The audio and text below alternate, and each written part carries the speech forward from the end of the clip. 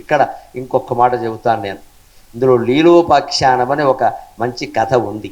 లీలాదేవి అని ఒక ఆవిడ ఉంది. ఆవిడ భర్త కులపద్ముడు, ఆయన రాజు, ఆయన మరణించాడు. ఈ భార్యాభర్తల మధ్యలో గొప్ప అనుబంధం ఉంది. ఆ లీలావతి భర్తని విడిచిపెట్టలేకపోయింది.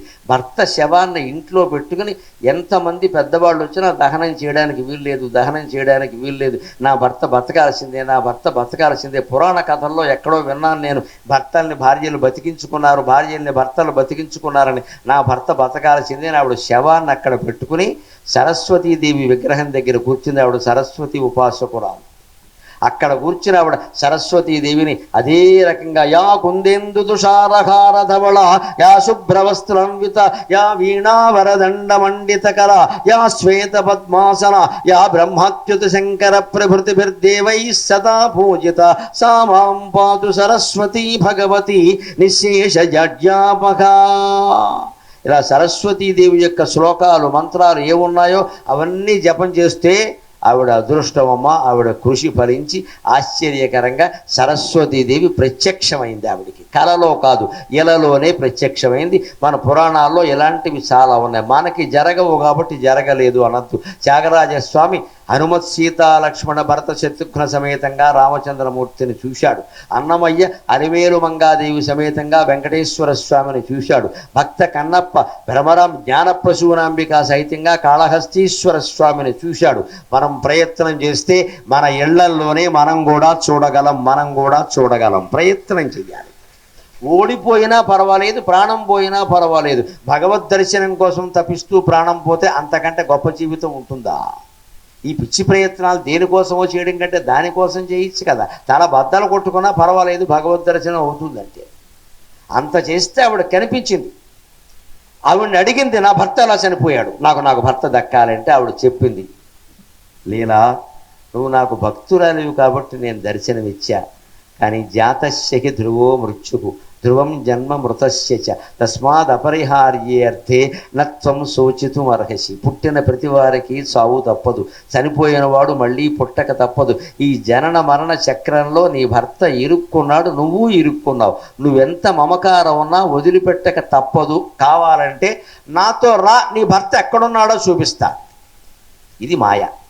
భగవంతుడు కనిపించి స్వయంగా ఈ జగత్తు మాయా అని చెప్పడం మనకి. ఆ అదృష్టం ఆవిడికి పట్టింది, మనకి పడుతుందా? తపిస్తే మనకి పడుతుంది.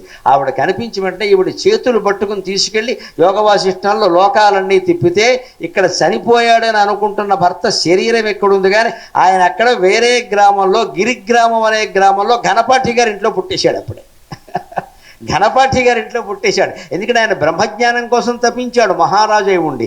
రాజుగా అది పొందలేకపోయాడు.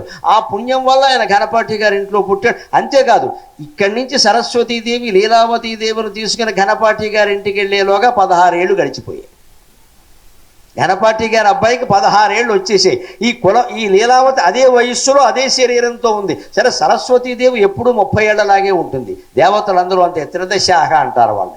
శివుడు, విష్ణువు, లక్ష్మి, సరస్వతి అదృష్టవశాత్తు మనకి దర్శనమిస్తే వాళ్ళు 30 ఏళ్ల వాళ్ళలాగే ఉంటారు. మనం ఏదో ఊహిస్తున్నట్టుగా పెద్దవాళ్ళు అయిపోతారు అనుకో, వాళ్ళు అవ్వరు. 3000 ఏళ్ళు వయస్సున్న వాళ్ళు 30 ఏళ్ల వాళ్ళలాగే ఉంటారు. నిత్య యవ్వనంతో ఉంటారు వాళ్ళు. అందుకని ఆవిడ అలాగే ఉంది. ఆవిడ రూపానికి ఇబ్బందులు. ఈ లీలావతి తన రూపంలో ఆవిడకు 50 ఏళ్ళు ఉన్నాయి, 50 ఏళ్ళలాగే ఉంది. అక్కడ భర్త కనపడుతుంటే ఆవిడకి ఖచ్చితంగా నా భర్త అని అనిపిస్తోంది. ఇప్పుడు గణపాటి గారి అబ్బాయి వాడికి సంబంధాలు చూస్తున్నారు. ఇప్పుడు చేసుకుంటానంటే ఒప్పుకుంటారా? ఇవన్నీ చూపించి నీ భర్త చచ్చిపోయి నీ లెక్క ప్రకారం 20 అరగంట అయింది, లోకం లెక్క ప్రకారం 16 సంవత్సరాలు అయింది. ఈ కాలం వేరు, ఆ కాలం వేరు. అనవసరపు మాయలన్నీ పెట్టుకోవచ్చు. ఈ జగత్తులన్నీ నీటి తుంపరల్లాగా, నీటి బుడగల్లాగా పుడుతూ ఉంటాయి, పోతూ ఉంటాయి. ఇలా ఎందుకు ఈ వ్యామోహం అని ఆవిడ చాలా ఉపదేశం చేస్తుందమ్మా. అందులో 2 శ్లోకాలు చెప్పుకుని మనం సెలవు తీసుకుందాం. ప్రతిభాంతి జగంత్యాసు ప్రతిభాంతి జగంత్యాసు మృతిమోహాదనంతరం ప్రతిభాంతి జగంత్యాసు మృతిమోహాదనంతరం జీవనస్యోన్మీలనతాక్ష్ణోకో జీవనస్య ఉన్మీలితస్యాక్ష్ణోకో రూపాణీవ అఖిలాన్యలం. ఈ ప్రతిభాంతి జగంతి ఆసు, ఈ ఈ బ్రహ్మాండాలన్నీ ఎలా ప్రకాశిస్తున్నాయి అంటే నీటి బుడగలు అర్థమైతే నీకు అర్థమవుతాయని చెప్పింది. మీరు కూడా ప్రయత్నం చేయండి. స్నానం చేసేటప్పుడు ఒట్టినే స్నానం చేసి బయటికి రావడం కాదు, బకెట్లో కుళాయి తిప్పుతాం కదా, ఆ కుళాయి నుంచి ధార పడుతుంది కదా, నీటి బుడగలు కుళాయి దగ్గర పడుతూ ఉంటాయి, బకెట్ చివరిలోకి వచ్చి మాయం అవుతూ ఉంటాయి. చూసుకోండి, కుళాయి దగ్గర మొదలవుతాయి, ఇలా బుడగలు చక్కగా చిన్నవి పెద్దవి గాలి బుడగల్లా తేలి బకెట్ చివరిలోకి వచ్చి మాయమవుతాయి. పెద్ద గోలె ఉందనుకోండి, అందులో కుళాయి ధార పడింది అనుకోండి, మధ్యలో నీటి బుడగలు వచ్చి గోలెం చివరకు వచ్చి మాయమవుతాయి. ఆ బుడగలు పుట్టి గోలెం చివరకు వచ్చి ఎలా మాయమవుతున్నాయో ఈ బ్రహ్మాండ గోళాలన్నీ అలాగే పుట్టి మాయమవుతాయి. ఇది ఒక మహాలీల సాగుతోంది ఇక్కడ. జీవనస్య ఉన్మీలనస్య, కళ్ళు తెరిచి చూడగానే మనకి ప్రపంచం అంతా విభిన్నంగా కనపడుతూ ఉన్నట్టే మృతి చెందిన తర్వాత ఒక గొప్ప అనుభవం ఉంటుందండి. అది ఎవరు వచ్చి మనకి చెప్పలేదు కాబట్టి మనం నమ్మట్లా, కానీ మహర్షులు గ్రంథాల్లో చెప్పారంటే నమ్మాలి కదా. ఏం చెబుతున్నారో తెలుసా? అక్కడ కూడా ఎలా ఉంటాయంటే పైకి వెళ్ళిపోయినప్పుడు జీవుడికి వాడి శరీరం కాదుట, ఈ మొత్తం ఆంధ్రప్రదేశ్ అంతా ఒక మనిషి కింద కనపడతాడు. విడగొట్టారు కాబట్టి తెలంగాణ రెండో మనిషి కింద కనపడతాడు, లేకపోతే ఒక మనిషి. కర్ణాటక వేరే మనిషి, ఇండియా అంతా కలిపి ఒక పెద్ద లావైన మనిషి కింద కనపడతాడట. ఆఫ్రికా, ఆస్ట్రేలియా, అమెరికా, ఉత్తర అమెరికా, దక్షిణ అమెరికా అన్ని రకరకాల జీవుల కింద కనపడి సూక్ష్మలోకాల్లాగా అయోమయంగా ఉంటాడట మనిషి. మరణం తర్వాత మనం అందరము పొందబోయే అనుభవం యోగ వాసిష్టం ప్రమాణంగా వశిష్ఠుడు చెబుతున్న మాట. అప్పుడు మనిషికి ఏమనిపిస్తుంది తెలుసా? అయ్య బాబోయ్, ఇంత పెద్ద బ్రహ్మాండంలో మనమెవళ్ళం బుడగా, ఈ బుడగలో మళ్ళీ ఒక ఆడ బుడగ, ఒక మగ బుడగ, 4 పిల్ల బుడగలు, ఏంటి సంత? వాడికి అర్థమైంది, అప్పుడు అర్థమైంది వేదాంతం. కానీ కిందికి రాగలడా? కిందికి రాగానే మళ్ళీ తల్లి కడుపులో పడగానే, తల్లి కడుపులోంచి బయటపడగానే నా బంగారు కొండే అనగానే మొత్తం గోవిందా గోవిందా, ఇదే అమ్మ, ఇదే నాన్న, ఇదే జీవితం అనుకున్నాడు. ఆ పైకి వెళ్ళిన తర్వాతే అర్థమవుతుంది. అందుకే మృతజీవికి చేసేటువంటి సంస్కారాలన్నీ ఆ పురోహితులు చెప్పినట్టుగా శాస్త్ర ప్రకారం చెయ్యాలి. ఏ దానం చేయమంటే ఆ దానం చెయ్యాలి. గృహదానం అంటే ఉన్న వాళ్ళందరూ ఇల్లే ఇవ్వాలి. మనకేమో 5-6 ఇళ్ళు ఉంటాయి, వాళ్ళకి ఇల్లు ఇవ్వాలంటే పూరి గుడిసె కూడా ఇవ్వవు. గృహదానం ప్రత్యామ్నాయ 500 సమర్పయామి, 500కి ఇల్లా ఎక్కడైనా వస్తుందా? అంతవరకు అక్కర్లేదండి. సువర్ణ దానం అని చెప్తారు, ఖచ్చితంగా సువర్ణ దానమే చెయ్యాలమ్మా.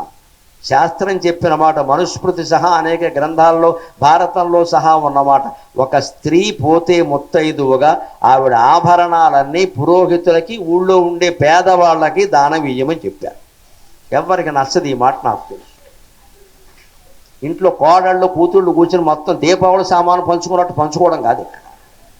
నీకు టపాకాయ, నాకు తలకాయ. శాస్త్రం ఏం చెప్పింది అంటే కోడళ్ళకి లేదు, కూతుళ్ళకి లేదు, ఎవ్వరికి హక్కు లేదు. పౌరోహిత్యం చేసిన బ్రాహ్మణుడికి ఇవ్వండి, ఆయన కర్మకాండ చేశాడు, దానం ఇవ్వండి.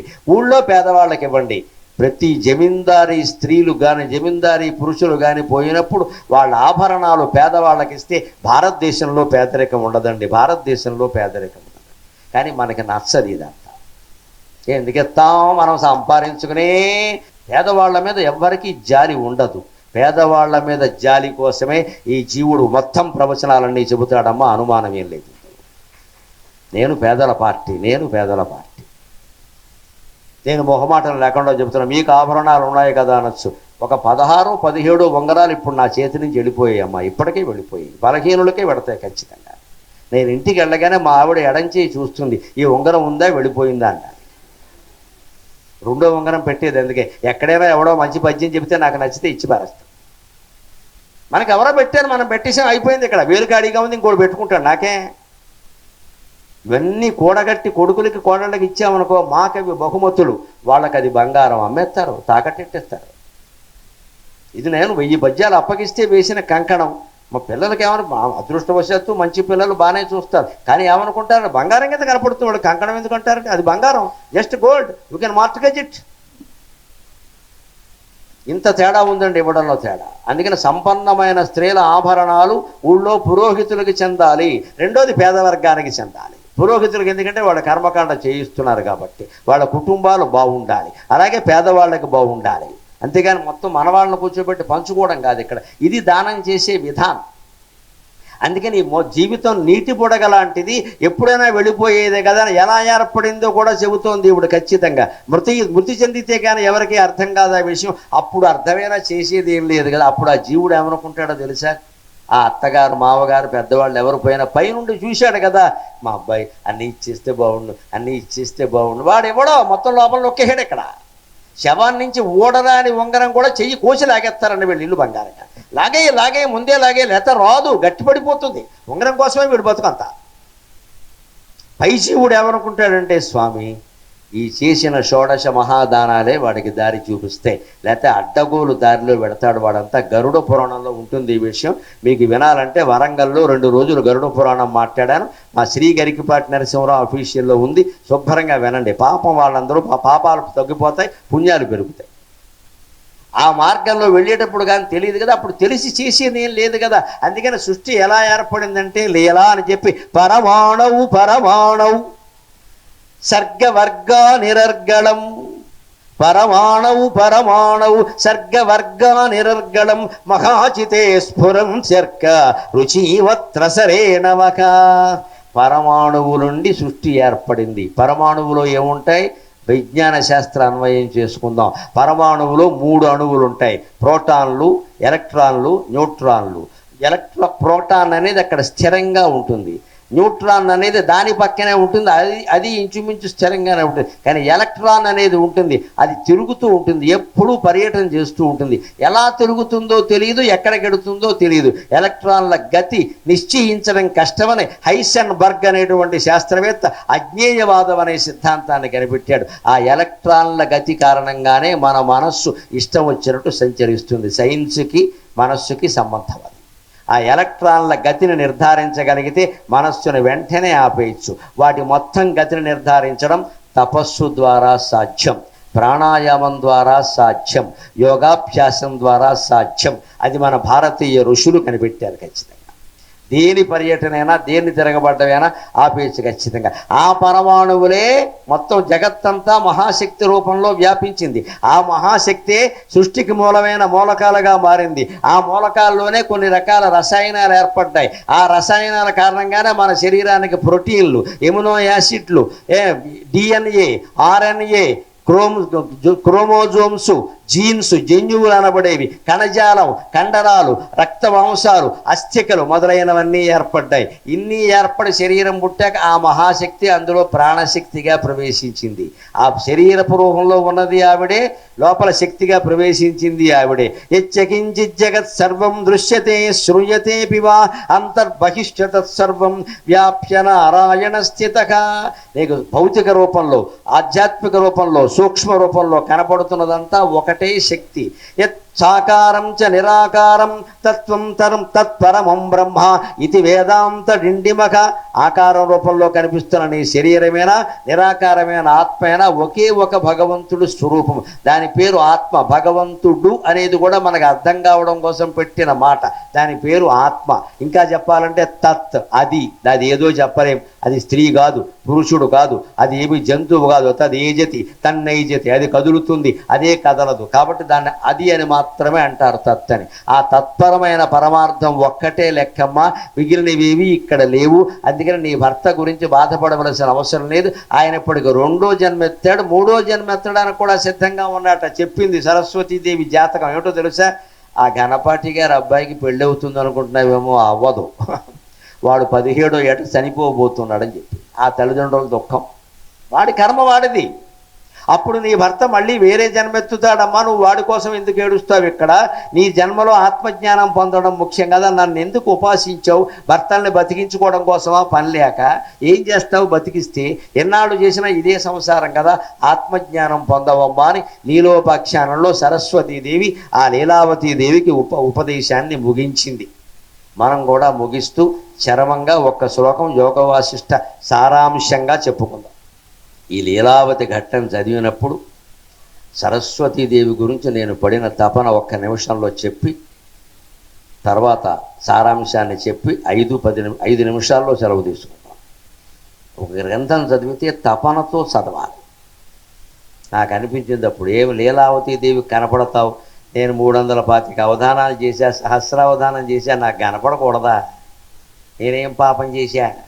మేము సరస్వతీదేవిని ఆరాధించలేదా? ఇష్టదైవం అని పుస్తకం వేశాం. సరస్వతీదేవి మీదే 70 పద్యాలు ఉన్నాయి అందులో. ప్రతి అవధానంలో సరస్వతీదేవి మీద పద్యం చెప్పాం. అందుకని యోగ వాసిష్టంలో ఈ ఘట్టం చదవగానే నాకేమనిపించిందంటే, ఏ విధి వేడుకొన్న కనిపింపవు, ఏ విధి వేడుకొన్న కనిపింపవు, యోగ వశిష్టమందు లీలావతి పుణ్యమేమి, పదలాస్య విలాసిని నాదు పాపమేమో విషదంబుగాదు.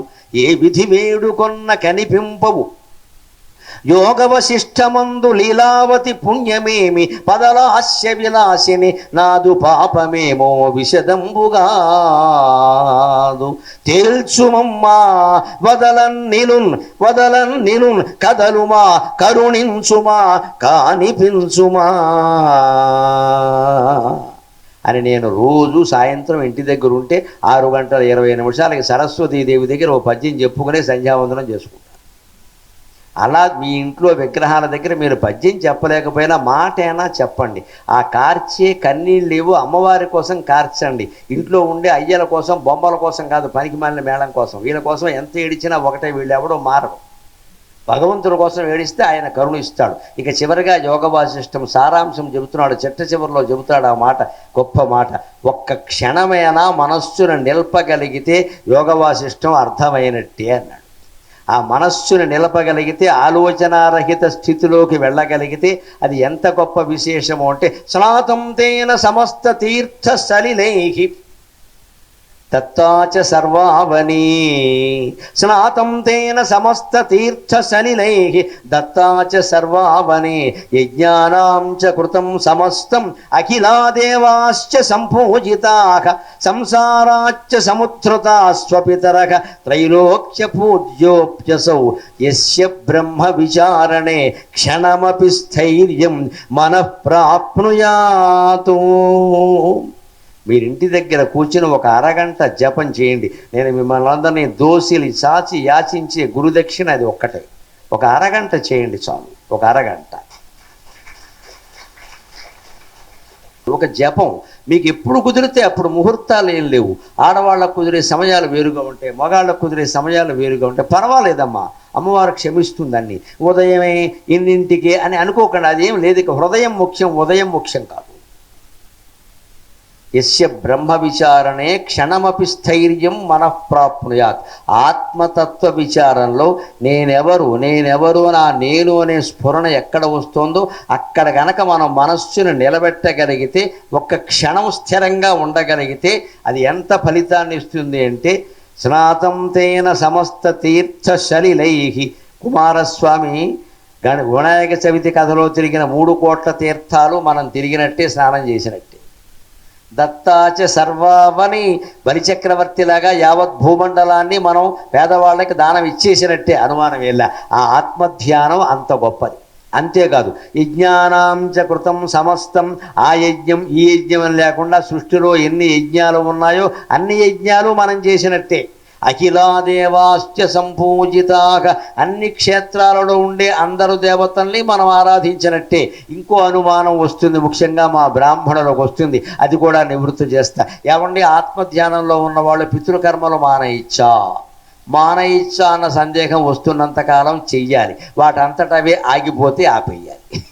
దానికి అదే సమాధానం. మానయిచ్చ అని నీకు ఇంకా సందేహం వస్తుంది అంటే చెయ్యాలి, తప్పదు.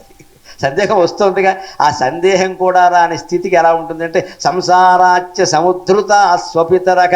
ఆత్మధ్యానం చేసేవాడు యొక్క పితృదేవతలు ఎప్పుడో ఈ సంసార బంధాల నుంచి విముక్తులైపోతారు. వాడు తద్దినం కూడా పెట్టవలసిన పని లేదు. మళ్ళీ నేను జాగ్రత్త కోసం చెబుతున్నా, ఎగ్గొట్టడం కోసం దీన్ని ఉపాయంగా చూడకండి దయచేసి. అంత ఆత్మజ్ఞానం ఉందా? నువ్వు రమణ మహర్షిలా ఉండగలవా? అప్పుడు ఆలోచన ఇది. నీ శరీరం నువ్వే మర్చిపోయే పరిస్థితిలో తద్దినం ఎక్కడ పడతావయ్యా?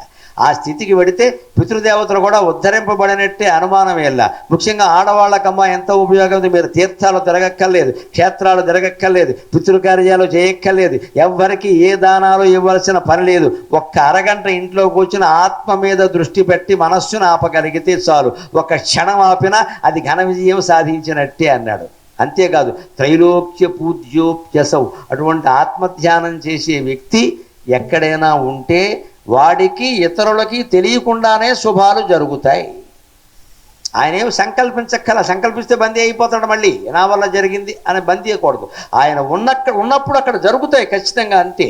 ఆ అడుగు పెట్టడమే మనకి శుభం, అంతే. ఆయన కనబడటమే శుభం, అక్కడ ఉంటే జరుగుతాయి, అన్ని శుభాలే జరుగుతాయి. ఎందుకంటే ఆయన నిత్యం జపంలో ఉన్నాడు, ఆయన నిత్యం ఆత్మధ్యానంలో ఉన్నాడు. ఎవరికి? యస్య బ్రహ్మ విచారణే క్షణమపి స్థైర్యం మనఃప్రాప్నుయాత్. ఆత్మతత్వ విచారణలో ఎవరైతే ఒక్క క్షణమైనా మనస్సును నిలబెట్టగలుగుతారో వారికి ఇవన్నీ కలుగుతాయన్నాడు. పొద్దున్న అరగంట, సాయంత్రం అరగంట ప్రయత్నం చేయగలిగితే 5 ఏళ్లకైనా 10 ఏళ్లకైనా సాధించలేమా అండి? అసలు మొదలు పెట్టండి, ముహూర్తం కోసం చూడకుండా ఇంటికి వెళ్ళి మొదలు పెట్టండి, రేపటి నుంచి కొనసాగించండి. ఖచ్చితంగా మీకు అందరికీ ఆత్మజ్ఞానం కలుగుతుంది ఖచ్చితంగా. అందుకోసమే ఈ ప్రవచనం. సెలవు. స్వస్తి ప్రజాభ్యః పరిపాలయంతాం, స్వస్తి ప్రజాభ్యః పరిపాలయంతాం న్యాయ్యేన మార్గేణ మహీం మహీషాః. గోబ్రాహ్మణేభ్యః శుభమస్తు నిత్యం. లోకాః సమస్తాః సుఖినో భవంతు, లోకాః సమస్తాః సుఖినో భవంతు, లోకాః సమస్తాః సుఖినో భవంతు. స్వస్తి. ఓం తత్సత్వం. చక్కగా మన అందరూ ఒక 5 నిమిషాలు కూర్చోండి. వారికి కొద్దిగా సన్మాన కార్యక్రమం ఉంటుంది. వారు మన ఆహ్వానాన్ని మన్నించి చక్కగా వచ్చి ఇక్కడ 3 రోజులు ఈ గ్రామంలో వారి అమూల్యమైనటువంటి ప్రసంగాన్ని అందించినందుకు మన వ్యాసాశ్రమ చాతుర్మాస మహావ్రతం తరపున అలాగే గ్రామం తరపున వారికి ధన్యవాదాలు తెలియజేసుకుంటున్నాం. అయితే సన్మానాలు, ఎక్కువ ఆడంబరాలు, మేళతాళాలు, పూలమాలలు అవన్నీ ఏమీ వద్దని చెప్పారు కాబట్టి సింపుల్గా మన యలమంచిలి రామకృష్ణ గారు, వారి ధర్మపత్ని ఉషారాణి గారు, అలాగే సూరపనేని విజయలక్ష్మి గారు, అలాగే కోనేరు వీరప్రసాద్ గారు, యలమంచిలి కిరణ్ బాబు గారు, వీరు మాత్రం వేదిక పైకి వచ్చి వారిని చక్కగా శాలువాతో సన్మానం చేసి పండ్లు సమర్పిస్తారు. మన ప్రసాద్ శర్మ గారు వేదిక పైకి వచ్చి వేద మంత్రాలతో పఠనం చేస్తుంటారు.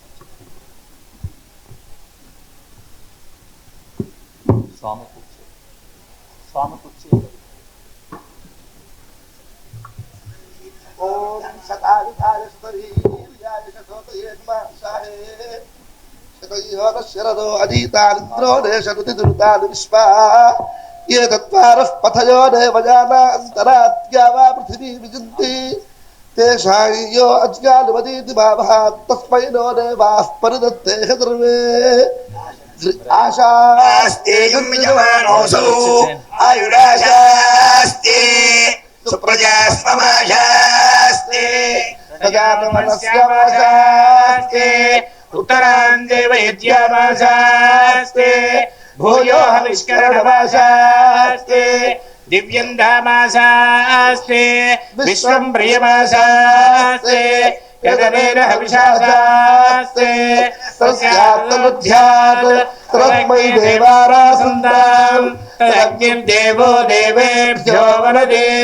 వయమగ్నేర్మానుషాః ఇష్టం చ వీతం చ ఉభేతు నోద్యా వా పృథివీ అగుంహసస్పాదాం సర్వావస్యేతం చ నమో దేవేభ్యః వర్చస్వంతం అథ అధిపతిం దిశాం అస్యా పృథివ్యాధ్యక్షం ఇమమింద్ర వృషభం సంజ్ఞానం విజ్ఞానం ప్రజ్ఞానం జానదభిజానతు సంకల్పమానం ప్రకల్పమానం ఉపకల్ప్తం కృప్తం శ్రేయో వసీయ ఆయత్ సంభూతం భూతం చిత్రకేతు ప్రభానాభాన్ సంభానో జ్యోతిష్మాగుస్తేజస్వానాగభగ్స్తపన్నభితపన్నో రోచనో రోచమానశోభనశోభమాన కళ్యాణ శతమానం భవతి శతాయుః పురుషస్యేంద్రియ ఆయుష్యేవేంద్రియే ప్రతిష్ఠతి.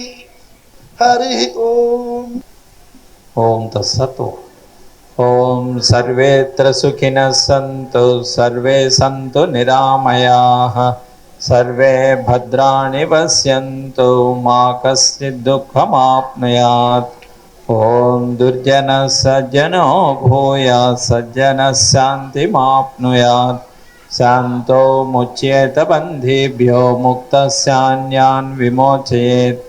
ఓం కాలే వర్షతు పర్జన్యః పృథివీ సస్యశాలిని దేశోయం క్షోభరహితః సాధవः సంతు నిర్భయాః. ఓం కరచరణకృతం వా కాయజం కర్మజం వా శ్రవణనయనజం వా మానసం వా పరాధం విహితమవిహితం వా సర్వమేతక్షమస్వ శివ శివ కరుణాబ్దే శ్రీ మహాదేవ శంభో ఓం అసతో మా సద్గమయ ఓం తమసో మా జ్యోతిర్గమయ ఓం మృత్యోర్మామృతంగమయ ఓం శన్నో మిత్రః శం వరుణః శన్నో భవత్వర్యమా